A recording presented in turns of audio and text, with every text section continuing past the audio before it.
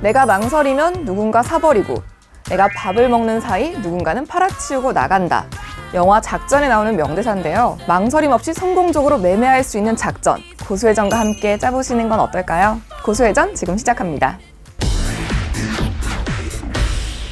오늘도 당신의 주식 계좌를 새롭게 디자인해드리겠다는 이분이 나오셨습니다. 엑스원의 문원영 고수님이십니다. 반갑습니다. 반갑습니다.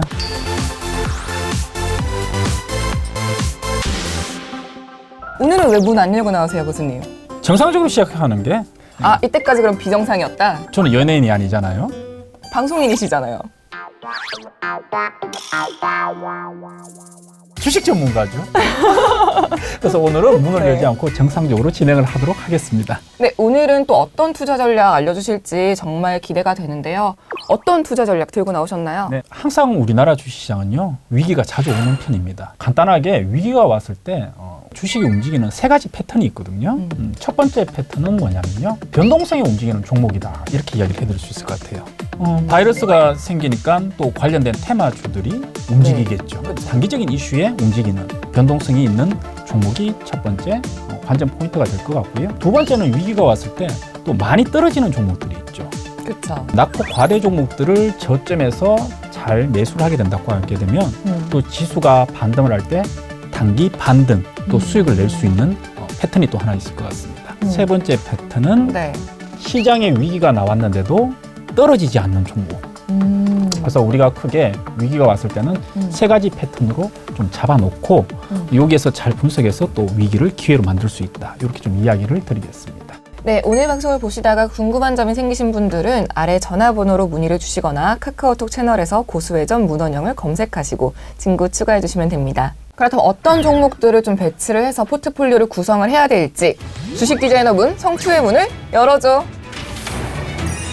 금액을 캐려면 성장하는 종목에 주목하라. 성장하는 종목에 주목을 해야 된다는 말씀은 계속 해오셨잖아요. 네, 맞습니다. 우리가 쉽게 성장에 주목하라고만 이야기를 했지 이거를 조금 더 보편화, 일반화시키면 결국은 뭐 가치주, 성장주가 있는데 성장주에 더 주목하자, 이렇게 좀 이야기를 드리고 싶습니다. 이걸 두 개를 어떻게 좀 구분할 수 있을까요?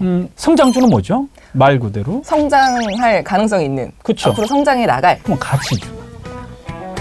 가치가 있는, 그렇죠. 가치가 있었는데 우리가 몰랐던 거죠. 저평가되었던. 그렇죠. 저평가된 종목들의 가치를 알게 되었지만 알게 되는 순간 이미 뭐다? 가치는 이제 떨어진다. 끝났죠. 더 이상 올라갈 수는 없죠. 그러면 금맥을 캐려면 왜 성장주에 더 집중을 해야 될까요? 대한민국은 자원이 없는 나라죠. 수입, 수출 의존도가 그렇죠. 높은 나라죠. 대부분 뭐 원자재를 수입을 해서 네. 국내에서 재가공을 해서 이제 수출하는 구조로 잡혀 있습니다. 국내에서 생산하는 양보다는 수출해서 버는 돈이 더 많다라는 거죠. 결국은 성장주라는 거는 뭐다? 수출하는 기업들. 수출은 결국은 경기를 타게 되는 거고요. 그래서 경기 민감주라고 이야기할 수도 있겠네요. 그죠? 그럼 가치주는 뭐죠? 가치주는 반대말이겠죠. 네. 내수주. 그죠? 내수주라고 보면 되고요. 국내 내에서 이제 놀고 있는 종목들이다. 이렇게 좀 이해를 하시면은 좀 편하게 보실 수 있을 것 같습니다. 2020년은 좀 뭐랄까 경기가 그렇게 좋지는 않을 거라는 예상이 많잖아요. 네. 그러면 지금은 성장주보다는 가치주에 좀 더 집중을 해야 되는 게 아닌가. 네, 충분히 뭐 올바른 생각, 뭐 가능한 생각이다라고까지만 이야기해 드릴게요. 아니에요. 아니네. 아닙니다. 틀렸습니다. 네. 핵심은 뭐냐면 돈을 벌어야 되는데 경기가 안 좋다라는 거잖아요. 결국은. 그러면 국내에 있는 기업들, 내수주들도 돈을 벌 수 있느냐? 없죠. 당연히 없겠죠. 없죠. 그죠? 코스피 시장을 우리가 지금 차트를 한번 보게 되면요. 최근에 2년 동안 계속해서 하락 추세를 지금 보여주고 있죠. 그리고 2020년 시장도 사실은 지금 우상향으로 올라가는 그림들이 보이기는 하지만은 아직까지는 좀 시장은 베어마켓인데 중요한 거는 기업들이 어떻게 사업을 운용을 하느냐 한번 주목을 해보자라는 거죠. 경기가 꼭지에 있을 때 떨어질 때 준비를 하는 건 아니죠. 경기가 바닥을 치고 모두가 쉬어가는 베어마켓에서 준비를 해야 되는 거거든. 지금 국내 수출 기업들을 보게 되면 어떻게 하고 있다? 삼성전자 향후 시장이 올라올 것에 대비해서 집중적인 투자를 하고 있다. 그래서 우리가 주식시장에서 흐름을 보게 되면요. 결국은 경기 민감주, 성장주가 먼저 움직입니다. 어느 정도 시장이 레벨이 올라서게 되면 그 다음에 뭐가 움직일까요? 가치주? 그렇죠. 내수주들이 뒤늦게 경기가 좋아졌구나, 소비가 늘어나는구나 하면서 같이 움직이는 거죠. 2016년도에 큰 사건이 하나가 있었습니다. 2016년도? 2016년도에 금리 인상이란.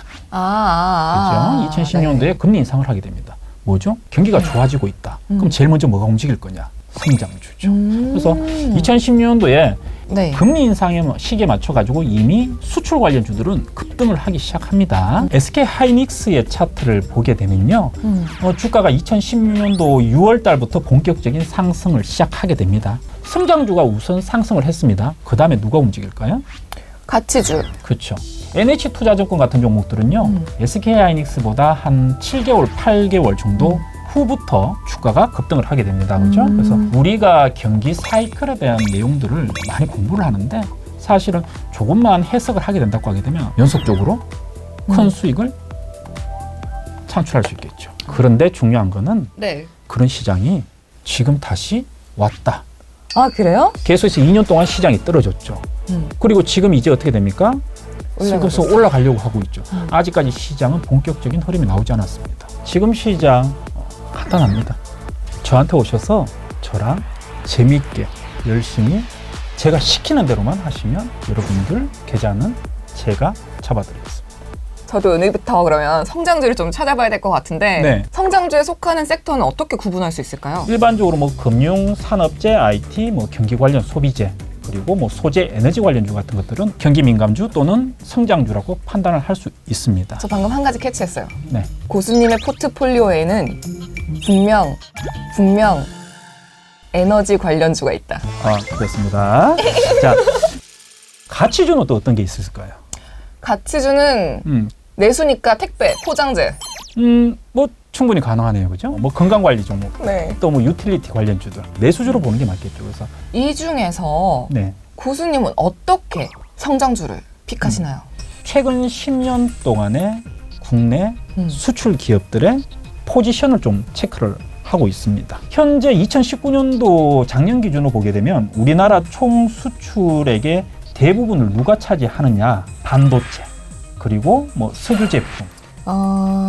국내 시장, 자본시장에서는 역시 외국인들의 투자금 또는 뭐 R&D 투자뿐만 아니고 직접 투자들도 이제는 무시할 수 없는 수준에 있습니다. 외국인들의 보유 내용들도 보게 되면요, 역시 전기 전자 쪽에 가장 많은 외국인들이 현재 투자를 하고 있습니다. 2010년 이전에는 우리가 뭐 차화정을 이야기를 했다고 하게 되면 2010년 현재 시점에서는 역시 IT 종목이 가장 큰 성장주의 섹터에 업종에 포함되어 있다, 이렇게 이해하시면 될 것 같습니다. 그럼 성장주에서도 이 모든 종목들이 다 수익이 좋은 건 아닐 텐데 네. 이 중에서도 아주 귀한 종목을 찾으려면 어떻게 해야 되나요, 교수님? 기업의 장래성 또는 일시적인 불황에도 매출액과 이익금이 항상 높은 수준을 유지하는 기업, 꾸준히 본인들의 사업을 하고 있는 기업들, 그 다음에 R&D 투자, 설비 투자에 적극적인 회사들, 그리고 마지막으로 한 개 정도 더 팁을 더 드린다고 하게 되면 너무 발행 주식 수가 많지 않은 회사. 발행 주식 수가 많으면 사실은 주가가 좀 희석된다고 보는 경향들이 실제적으로 있습니다. 일반적으로 저희가 잡을 때는 한 5천만 주 정도면 우리 개인 투자자들이 매매하기에 적당한 유통수다, 이렇게 좀 보면 될 것 같습니다. 그러면 좀 더 구체적으로 이 성장주 중에서도 저평가된 종목을 좀 찾고 싶으면 어떻게 해야 되나요, 교수님? 성장성이 생긴 그 시점에서 바로 매수를 진행해라. 성장성이 생긴 그 시점 어떻게 그러니까 알아요? 이슈가 발생하는 그 시점에 매수를 해라, 이렇게 좀 이야기 드리겠습니다. KH 바텍이라는 종목을 한번 보도록 할게요. KH 바텍? 뭐 IT 부품을 만드는 회사다라고 간단하게 이해를 하시면 될 것 같아요. 네. 근데 2019년도 9월 달이 다가오면서 삼성전자가 언제쯤에 폴더블 폰을 공개를 할까 상용화를 할까라는 뉴스가 나왔죠.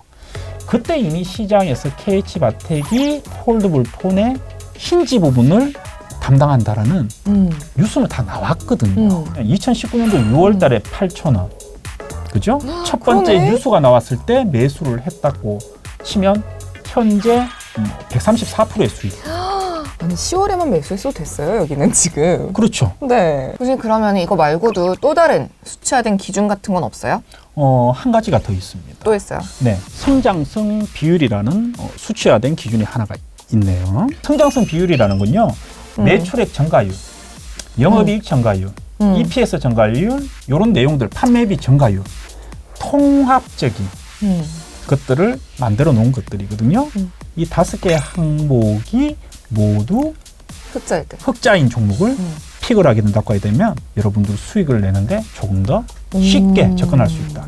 다행스럽게 일일이 기억할 필요 없이 HTS 안에 다 들어있다는 거죠. 그럼 KH바텍 같은 종목들을 한번 보게 되면 2019년도에 보게 되면 전부 다 적자 없이 어떻게 돼 있다? 5 항목이 다 플러스입니다. 그러네요. 파라다이스를 한번 보게 되면요, 사람들이 이런 이야기를 했어요. 중국 소비재는 가망이 없다. 하지만 파라다이스라는 종목 성장성 비율을 보게 되면요, 5개 항목이 모두 플러스. 그러네요. 이 종목 제가 이제 매수를 해가지고 2개월 동안에 25% 정도 수익을 냈다고 하게 되면 시장의 평균 수익률은 넘었다. 성장성 비율이라는 이런 지표들 여러분들이 유심히 한번 보시면 충분히 저처럼 저평가 종목들 찾아서 수익을 낼 수 있다. 그러면 이 포트폴리오를 구성할 때 성장성 비율을 보고 성장주 위주로 네. 구성을 하면 될까요? 크게 주식시장에서요, 투자하는 전략이 2가지가 있습니다. 패시브 전략, 액티브 전략. 패시브 전략은 코스피 지수를 따라서 코스피 지수보다 조금만 더 먹자라는 전략입니다. 각각의 업종에 균일하게 분산 투자하는 좀 안전한 전략이다, 이렇게 보시면 될 것 같고, 액티브 전략은 말 그대로 상당히 공격적인 나미 씨처럼 천당과 지옥으로 가지 않습니까? 그죠? 그래서 포트는 역시 뭐다? 액티브 전략과 패시브 전략을 적절하게 병합해서 하는 게 좋다. 몇 퍼센트 정도 병합할까요? 첫 번째, 본인의 직업에 맞게 투자 전략을 짜자. 직장인들 같은 경우에는 패시브 전략, 좀 안정적인 종목의 비중을 뭐 40% 정도, 좀 공격적인 비중을 뭐 한 60% 정도. 그러니까 4대6 정도 맞추는 게 맞는 것 같고요. 두 번째는 투자금에 맞게 전략을 짜자. 투자금이 상당히 뭐 많은 분들 같은 경우에는 안전한 쪽에다가 4, 패시브 4, 그 다음에 액티브 6, 5, 4, 5, 1 정도 하시고요. 그래도 내가 여윳돈으로 좀 매매하는, 정도는 그렇죠. 이 괜찮겠다. 정도는 괜찮겠다 매매하는 분들은 뭐 3, 5, 2 정도. 3, 5, 2. 네. 아니 그 세 번째 향방이 너무 궁금하단 말이죠. 한 가지의 향방은 잠시 후에 알려드리겠습니다. 채널 고정.